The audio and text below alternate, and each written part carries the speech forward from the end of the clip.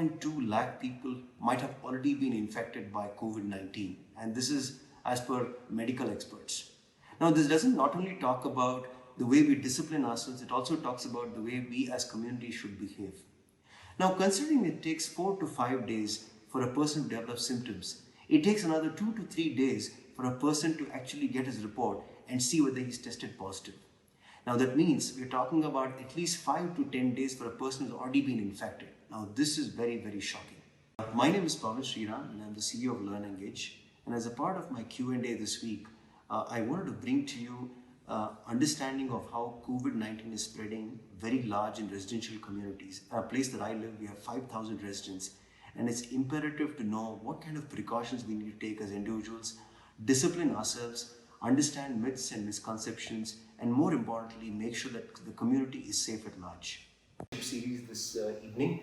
A very need of the hour is what I've picked up as a topic, and we're going to talk about COVID-19, how resident communities and homes and individuals can take precautions.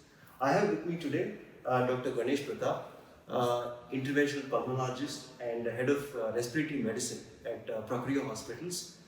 Thank you, Dr. Ganesh, for giving us a chance to talk about COVID-19 and how communities, individuals can take better precautions.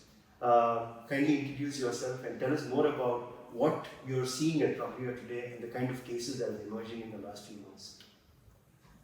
Thank you very much, Pawan. So, I myself, Dr. Ganesh Pratap, am an interventional pulmonologist, basically a lung specialist, heading the Department of Respiratory Medicine, Prakriya Hospital, Bangalore.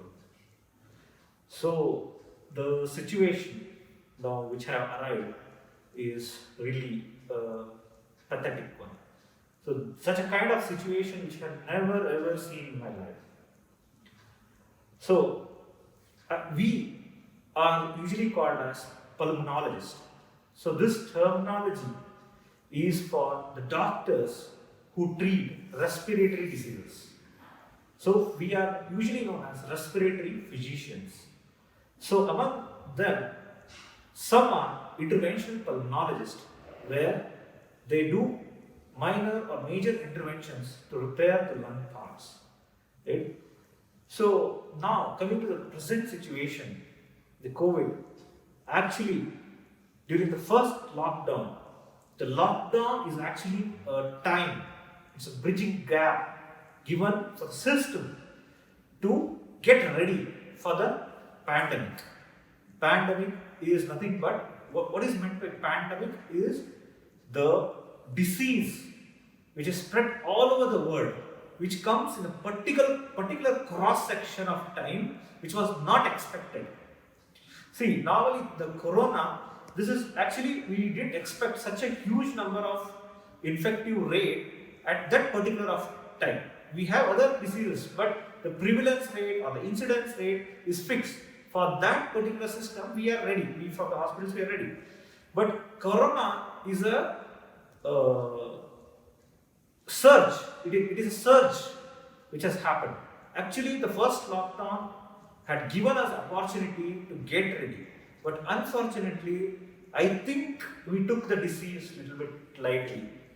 We thought that Indians have good immunity, or we are being vaccinated with BCG and all, which would be protecting us. No, it was not that. It was actually the lockdown which has protected us and given us time to get ready. And now we are already in the situation where we are facing the acute emergency. The pandemic is here. That time we didn't have the disease, but we had the fear. Now we have the disease, but we don't have the fear, unfortunately. Absolutely. So, Dr. Ganesh, how have you been seeing this virus change its form over the last four or 5 months, from the time it happened in February and to now? People are talking about being airborne. What has been your experience of seeing these patients? Yes. Actually, since last 2 weeks, we are seeing acute surge in the number of diseases. Once the lockdown was opened up, the disease was very much rampant. We could see people coming from each and every part of Bangalore. Right? So, this emergency, this disease is not sparing anyone. And my personal experience, there is no contact nothing like travel history. Those things are not there right now. The disease is everywhere. What I feel is the disease is in the air now. It's in the air, it's in the community. People come from different places. They say to me that they never get exposed, they're never out of the house, but still they are positive. They're getting the symptoms.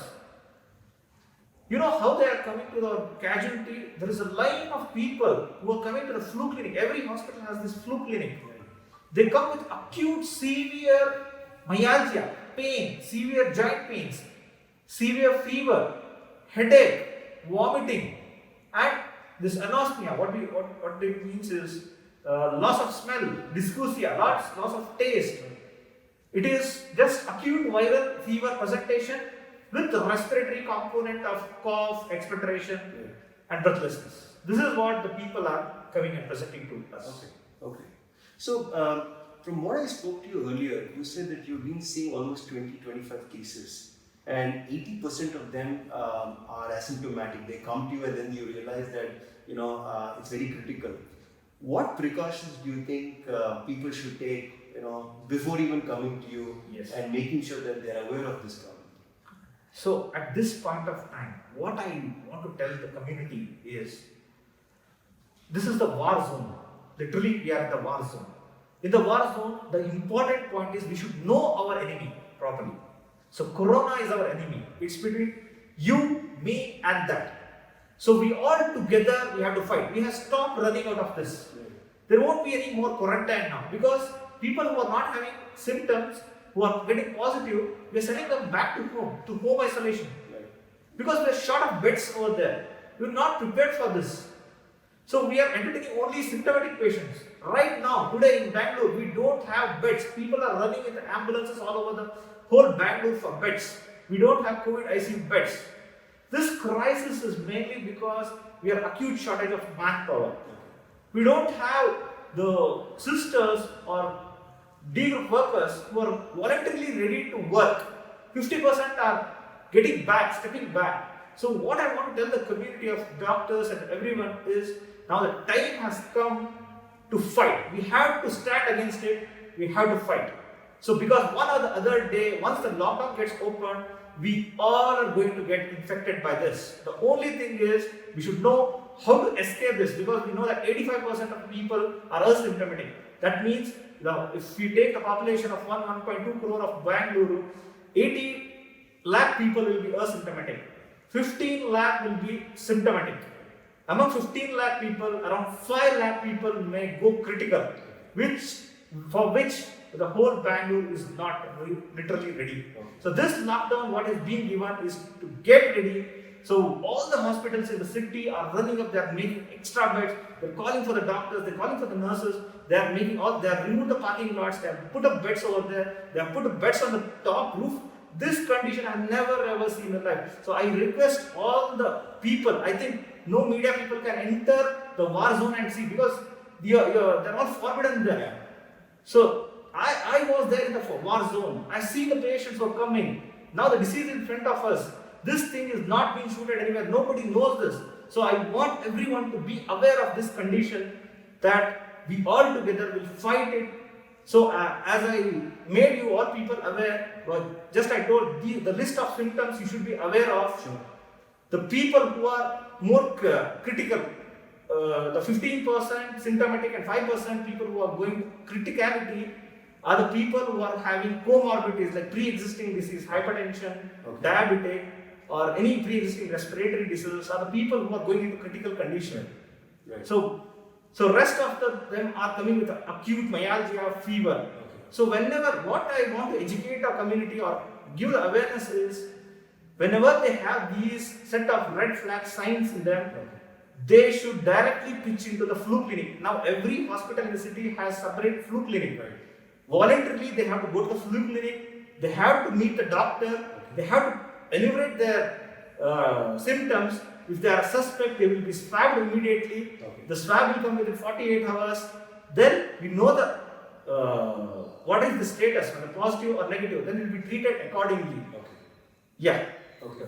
Now, another thing I'm also given to understand is, you said that people, especially in the age group of 50 and above, do stand a high risk, especially given that they are diabetics or they have respiratory disorders.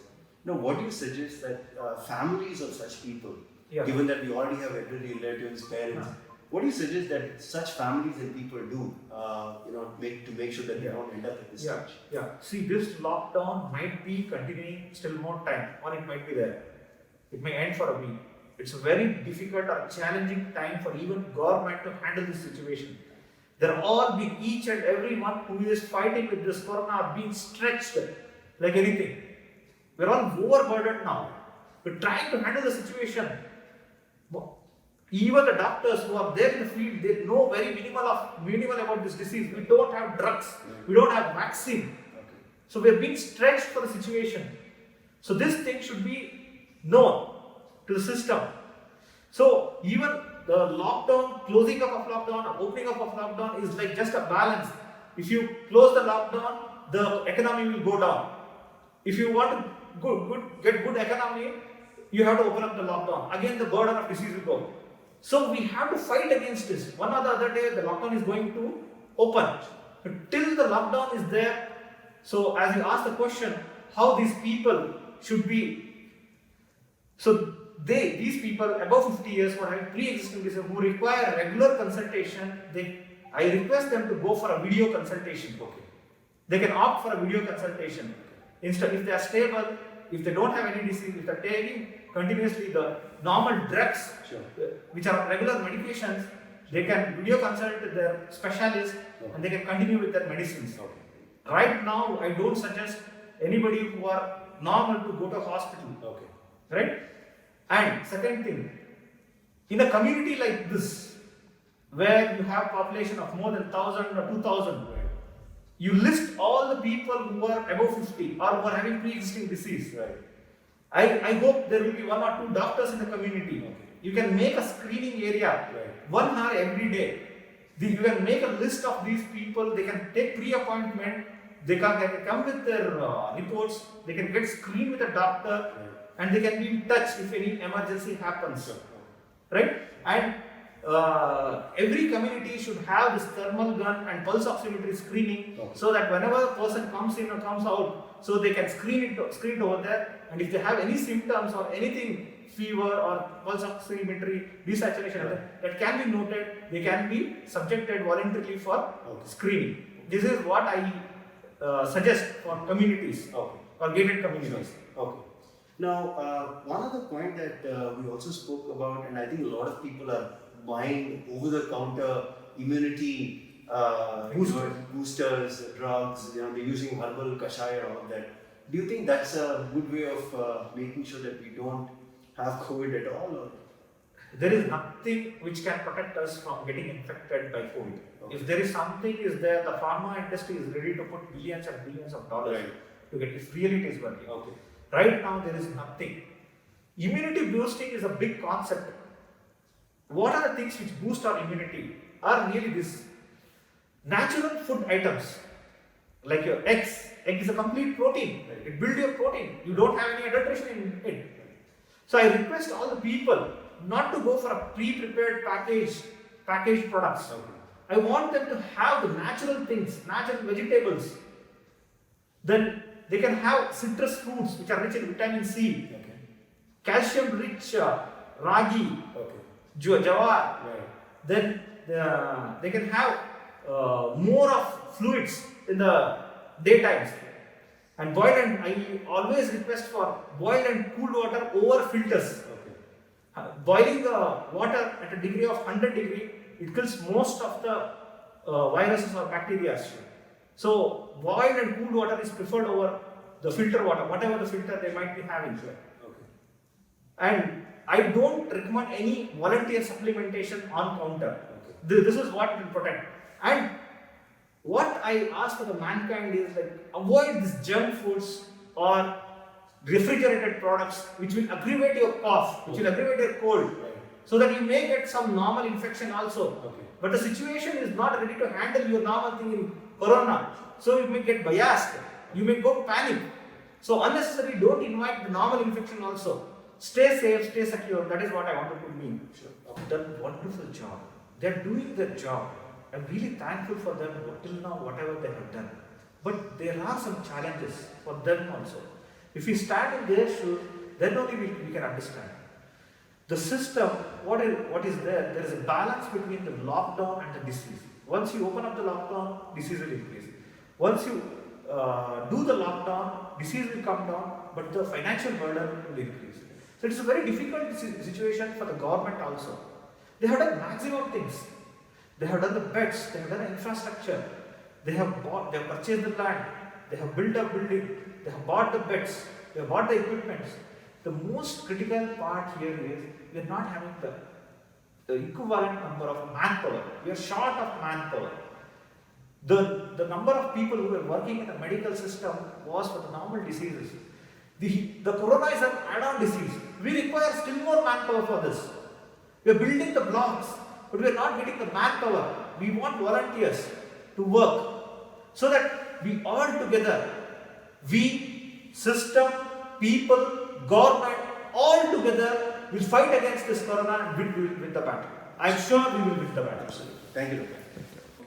So before we wrap up, Dr. Ganesh, one last question, and it's very critical that most of us here stay in a very large gated residential community, and you and I stay in a place which is more than 5,000 residents. How can resident associations or the community itself take enough precautions so that the resident community is protected? Kids, individuals, elderly citizens, you spoke about them. How can the community at large take precautions? See, lockdown outside community is lockdown inside community, right? Lockdown they have made, which there will be some reason. Okay. I have seen in many communities that when the gate is closed, as nobody is there to monitor them, they start walking inside the community. Kids start playing together. Because we can't resist go to the kids playing. We can't resist them. Right. So instead of that, till the lockdown gets opened, we can request our kids to stay inside the home. So the lockdown which is applied outside the gated community is also, it should be mandatorily applied for inside the community also.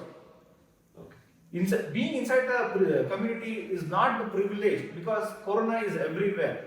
If one person is infected, the whole community may get infected. So the idea of this lockdown and getting prepared for the disease burden is pushing away the disease. Yeah, I and me, one or the other day, we are going to get this infection. But we should see into that during the burden time we should not get infected. Because now the criticality has come, we don't have beds. We are overburdened to give beds to the patients. Even we had 1 or 2 beds for the people who are working in the hospital. For them we were reserved. Sometimes they may get ill and they may need the bed. 2 days back we had such an emergency where we had 3 ambulances waiting in our front of hospital and we could not do anything. We gave that bed also to the patient. Literally, if I get infected, there are no beds. If I develop disease, there are no beds. So one last thing what I want to tell you people is one thing is the concept infection and development of the disease. Infection means the virus goes inside the body, it comes out. Then when you have been tested for swab, it may show positive.